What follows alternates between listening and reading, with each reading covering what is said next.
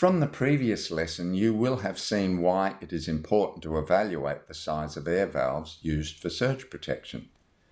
This lesson will show the options for modelling air valves of different sizes. The VentOMat software provides 3 alternative ways of modelling air valves.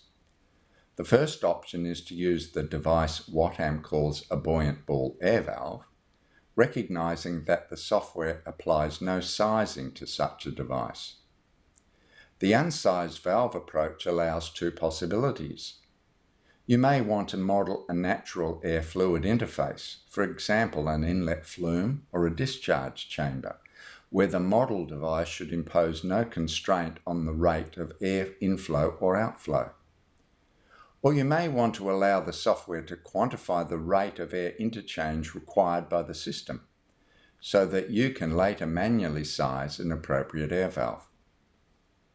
The second option is to use a VentOMat buoyant ball air valve in combination with an assembly of 2 non-return valves, each non-return valve being previously sized by the user to represent the inlet and discharge orifices of the air valve.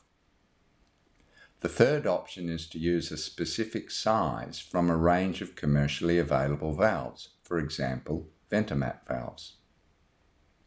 In the situation where you want to let the software quantify the unconstrained inflow and outflow and later manually size the air valve, the steps are: use a buoyant ball air valve in the model and trace its flow rate.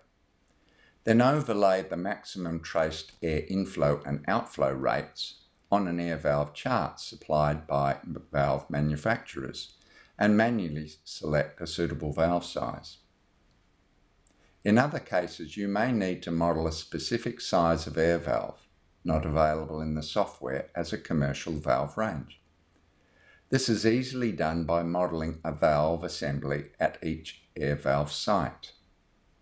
Create an air valve with 2 non-return valves below it, one being the inlet valve and the other being the outlet valve. Use a valve manufacturer's flow versus head loss chart to specify the head loss coefficient of each of the air valve's orifices. You will typically see such charts closely represent the orifice equation in this form. Calculate a head loss coefficient for each of the air valve orifices and assign the values to the relevant non-return valve. You now have a model of a sized, flow-constrained buoyant ball air valve. The final case, when you definitely want to simulate the performance of VentOMat valves, simply specify the size and model of valve. Thanks for watching. Now please take a few moments to consolidate the key messages and review what you have learnt in this lesson.